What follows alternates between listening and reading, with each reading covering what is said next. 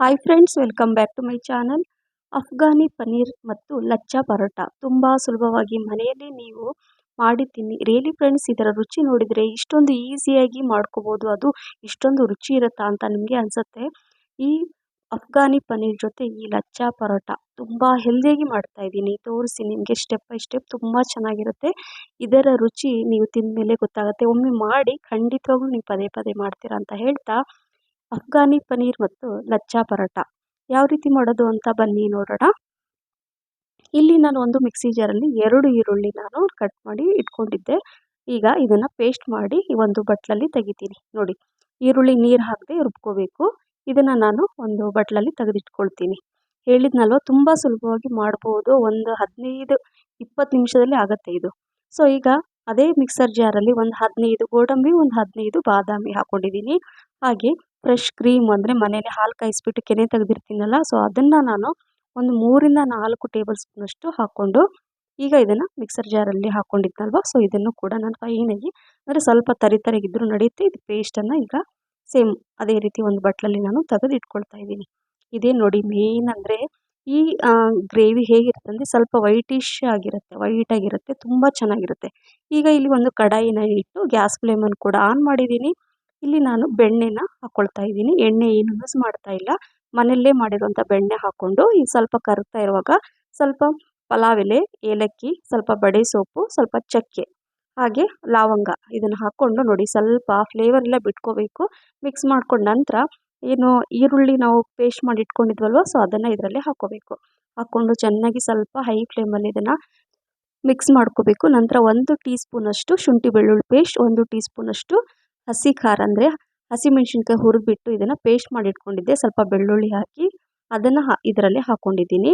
ಈಗ 1 ಬಟ್ಲಷ್ಟು ನಾನು ಮೊಸರು ಸ್ವಲ್ಪ ಗಂಟಿದ್ರೆ ಸ್ವಲ್ಪ ಚೆನ್ನಾಗಿ ಅಂದರೆ ಮಿಕ್ಸ್ ಮಾಡಿಕೊಂಡು ಆ ಮೊಸರನ್ನು ಹಾಕ್ಕೊಂಡಿದ್ದೀನಿ. ನಂತರ ಮಿಕ್ಸ್ ಮಾಡ್ಕೋಬೇಕು. ಮೊಸರು ಹಾಕುವಾಗ ಲೋ ಫ್ಲೇಮಲ್ಲಿ ಇಟ್ಕೊಳ್ಳಿ. ನಂತರ ಏನಂದರೆ ಈ ಡ್ರೈ ಫ್ರೂಟ್ಸ್ ರುಬ್ಕೊಂಡಿದ್ನಲ್ಲ, ಫ್ರೆಶ್ ಕ್ರೀಮ್ ಹಾಕ್ಕೊಂಡು ಅದನ್ನು ಇದರಲ್ಲಿ ಹಾಕ್ಕೊಂಡಿದ್ದೀನಿ. ಹಾಕ್ಕೊಂಡು ಈಗ ಚೆನ್ನಾಗಿ ಕೈ ಬಿಡದೆ ಚೆನ್ನಾಗಿ ಮಿಕ್ಸ್ ಮಾಡ್ತಾ ಇರಬೇಕು.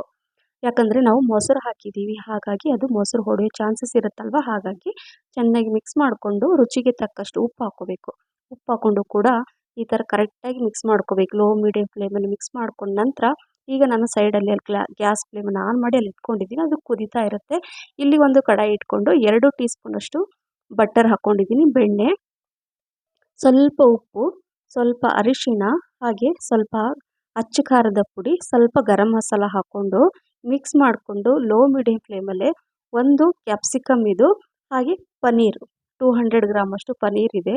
ಇದನ್ನು ನಾನು ಇದರಲ್ಲಿ ಒಂದು 2-3 ನಿಮಿಷ ನೋಡಿ ಈ ರೀತಿಯಾಗಿ ಇದನ್ನು ಫ್ರೈ ಮಾಡ್ಕೋಬೇಕು. ಈ ಬಟರಲ್ಲಿ, ಬೆಣ್ಣೆಯಲ್ಲಿ ಈ ರೀತಿ ಫ್ರೈ ಮಾಡ್ಕೊಂಡ್ರೆ ಏನಾಗುತ್ತೆ, ತುಂಬ ಚೆನ್ನಾಗಿ ರುಚಿ ಬರುತ್ತೆ. ನೋಡಿ, ಸ್ವಲ್ಪ ಕಲರ್ ಚೇಂಜ್ ಆದ ತಕ್ಷಣ ನಾನು ಈಗ ಅಲ್ಲಿ ಗ್ಯಾಸ್ ಫ್ಲೇಮನ್ನು ಆಫ್ ಮಾಡಿ ಇದನ್ನು ಈ ಫ್ಲೇಮಲ್ಲಿ ಇಟ್ಕೊಂಡಿದ್ದೀನಿ. ಸ್ವಲ್ಪ ಮಿಕ್ಸರ್ ಜಾರಲ್ಲಿ ಒಂದು ಅರ್ಧ ಗ್ಲಾಸಷ್ಟು ಸ್ವಲ್ಪ ನೀರು ಹಾಕ್ಕೊಂಡು ಇದರಲ್ಲಿ ಮಿಕ್ಸ್ ಮಾಡ್ಕೋಬೇಕು.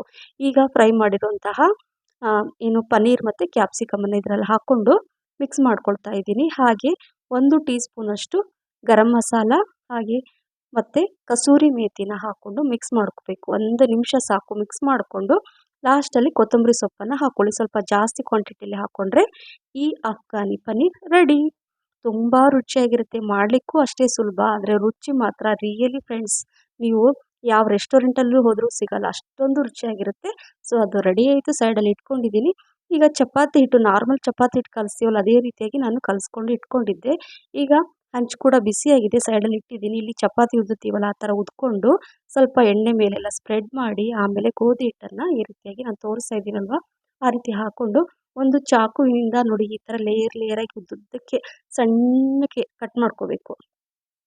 ನಂತರ ಏನು ಮಾಡಬೇಕಂದ್ರೆ ಈ ಥರ ಫೋಲ್ಡ್ ಮಾಡಬೇಕು. ನೋಡಿ, ಈ ಥರ ಫೋಲ್ಡ್ ಮಾಡಿಕೊಂಡ್ರೆ ಏನಾಗುತ್ತೆ, ನಿಮ್ಗೆ ತೋರಿಸ್ತೀನಿ, ತುಂಬ ಚೆನ್ನಾಗಿ ಬರುತ್ತೆ ಫ್ರೆಂಡ್ಸ್. ನಾನಿಲ್ಲಿ ಹೆಚ್ಚಾಗಿ ರೆಸ್ಟೋರೆಂಟೆಲ್ಲ ಮೈದಾ ಹಿಟ್ಟಲ್ಲಿ ಮಾಡ್ತಾರೆ, ನಾನಿಲ್ಲಿ ಮೈದಾ ಹಿಟ್ಟನ್ನು ಯೂಸ್ ಮಾಡ್ತಾ ಇಲ್ಲ, ಗೋಧಿ ಹಿಟ್ಟನ್ನೇ ನಾನು ಯೂಸ್ ಮಾಡಿ ಈ ಲಚ್ಚಾ ಪರೋಟ ಮಾಡ್ತಾ ಇದ್ದೀನಿ. ನೋಡಿ, ಈ ಥರ ನಾನು ಫೋಲ್ಡ್ ಮಾಡಿ ನಂತರ ನೋಡಿ ತೋರಿಸ್ತಾ ಇದ್ದೀನಲ್ಲ, ಇದೇ ರೀತಿಯಾಗಿ ಫೋಲ್ಡ್ ಮಾಡಿಕೊಂಡು ಈಗ ಏನು ಮಾಡಬೇಕು, ಸ್ವಲ್ಪ ಹಿಟ್ಟು ಹಾಕ್ಕೊಂಡು ಕೈಯಿಂದನೇ ಜಸ್ಟ್ ಪ್ರೆಸ್ ಮಾಡಬೇಕು. ಯಾಕಂದರೆ ನಾವು ಆ ಲೇಯರ್ ಬರಬೇಕಲ್ವ, ಸೊ ಹಾಗಾಗಿ ಉದ್ಬಿಟ್ರೆ ಏನಾಗುತ್ತೆ, ಆ ಲೇಯರ್ ಬರಲ್ಲ. ಸ್ವಲ್ಪ ನಾನು ಕೊತ್ತಂಬರಿ ಸೊಪ್ಪನ್ನು ಇಟ್ಕೊಂಡಿದ್ದೀನಿ. ಅಂದರೆ ಇಲ್ಲಿ 2 ರೀತಿಯಾಗಿ ತೋರಿಸ್ತೀನಿ ನಿಮಗೆ. ಯಾವ ರೀತಿ ಬೇಕೋ ಆ ರೀತಿಯಾಗಿ ಮಾಡ್ಕೋಬೋದು. ಕೊತ್ತಂಬರಿ ಸೊಪ್ಪು ಹಾಕ್ಕೊಂಡು ಸ್ವಲ್ಪ ಕೈಯಲ್ಲಿ ನಾನು ತಟ್ತಾ ಇದ್ದೀನಲ್ಲ ಆ ರೀತಿಯಾಗಿ ನಿಧಾನಕ್ಕೆ ತಟ್ಟಿ ಸ್ವಲ್ಪ ಇದೇ ರೀತಿಯಾಗಿರುತ್ತೆ ಲಚ್ಚ ಪರೋಟ ತುಂಬ ಚೆನ್ನಾಗಿರುತ್ತೆ. ಸ್ವಲ್ಪ ಎಣ್ಣೆ ಸ್ವಲ್ಪ ಜಾಸ್ತಿ ಹಾಕ್ಕೋಬೇಕು. 1 ಸ್ಪೂನಷ್ಟು ಎಣ್ಣೆ ಹಾಕ್ಕೊಂಡು ನೋಡಿ ಈ ರೀತಿ ಎರಡೂ ಕಡೆ ಕರೆಕ್ಟಾಗಿ ಇದನ್ನು ಬೇಯಿಸ್ಕೋಬೇಕಾಗತ್ತೆ. ಸೊ ನಿಧಾನಕ್ಕೆ ಬೇಯಿಸ್ಕೋಬೇಕು. ಯಾಕಂದರೆ ಸ್ವಲ್ಪ ದಪ್ಪ ಇರುತ್ತಲ್ವ, ತುಂಬ ದಪ್ಪ ಅಂದರೆ ನಾವು ಜಾಸ್ತಿ ಉದ್ಕೊಂಡಿಲ್ಲ. ಸೊ ಹಾಗಾಗಿ ನಿಧಾನಕ್ಕೆ ಒಳಗೆಲ್ಲ ಬೇಯಬೇಕು. ಹಾಗಾಗಿ ನಿಧಾನಕ್ಕೆ ಸ್ವಲ್ಪ ಎಣ್ಣೆ ಹಾಕ್ಕೊಂಡು ಬೇಯಿಸ್ಕೊಳ್ಳಿ ಎರಡೂ ಕಡೆ. ನೋಡಿ ಈ ರೀತಿಯಾಗಿ ಲೇಯರ್ ಲೇಯರ್ ಆಗಿ ಬರುತ್ತೆ. ತಿನ್ನುವಾಗ ಅಂತೂ ರಿಯಲಿ ಇನ್ನೂ ಚೆನ್ನಾಗಿರುತ್ತೆ. ನೋಡಿ ಎರಡೂ ಕಡೆ ಸ್ವಲ್ಪ ಕಲರ್ ಚೇಂಜ್ ಆಗೋ ತನಕ ಬೇಯಿಸ್ಕೊಂಡು ಈ ರೀತಿಯಾಗಿ ನಾನು ತೋರಿಸಿದ್ದೀನಿ ಈ ಪರಾಟ. ಇನ್ನೊಂದು ರೀತಿಯಲ್ಲಿ ಅಂದರೆ ಪ್ಲೇನಾಗಿ ಮಾಡ್ಕೊಳ್ಳಿ. ಅಂದರೆ ಏನು ಹಾಕ್ದೇನೆ ಬೇಕಂದರೆ ನೀವು ಕೊತ್ತಂಬರಿ ಪುದೀನ ಹಾಕ್ಕೋಬೋದು ಅಥವಾ ಹೀಗೆ ನೋಡಿ ಇದು ಏನೂ ಇಲ್ಲ. ಯಾರಿಗೆ ಯಾವ ರೀತಿ ಇಷ್ಟ ಆಗುತ್ತೋ ಆ ರೀತಿಯಾಗಿ ನೀವು ಮಾಡಿ ತಿನ್ಬೋದು. ಸೊ ಈ ರೀತಿಯಾಗಿ ಲಚ್ಚಾ ಪರೋಟ ಕೂಡ ರೆಡಿ ಆಯಿತು. ಹಾಗೆ ಈ ಅಫ್ಘಾನಿ ಪನ್ನೀರ್ ರೆಸಿಪಿ ಕೂಡ ಇದ್ರ ಜೊತೆ ತಿಂತಾ ಇದ್ದರೆ ತಿಂತಾನೆ ಇರ್ತೀರಾ. ರಿಯಲಿ ಫ್ರೆಂಡ್ಸ್, ಒಮ್ಮೆ ಇದರ ರುಚಿ ನೋಡಿದರೆ ನೀವು ಪದೇ ಪದೇ ಮಾಡ್ತೀರಾ, ನಿಮ್ಮ ಫೇವ್ರೇಟ್ ಆಗಿಬಿಡುತ್ತೆ. ಸೊ ಹಾಗಾಗಿ ಈ ರೆಸಿಪಿ ಟ್ರೈ ಮಾಡ್ತೀರಲ್ವಾ? ಸೊ ಈ ರೆಸಿಪಿ ನಿಮಗೆ ಇಷ್ಟ ಆಗಿದ್ದರೆ ಲೈಕ್, ಶೇರ್, ಕಮೆಂಟ್ಸ್ ಮತ್ತು ಸಬ್ಸ್ಕ್ರೈಬ್ ಮಾಡೋದನ್ನು ಮರಿಬೇಡಿ. ಹಾಗೆ ನನ್ನ ಫೇಸ್ಬುಕ್ ಪೇಜ್ ಫಾಲೋ ಮಾಡಿ ಅಂತ ಹೇಳ್ತಾ ಮತ್ತೆ ಇನ್ನೊಂದು ರುಚಿಯಾದ ಆರೋಗ್ಯಕರವಾದ ರೆಸಿಪಿ ಜೊತೆ ಸಿಗ್ತೀನಿ. Thank you for watching. Bye. Take care.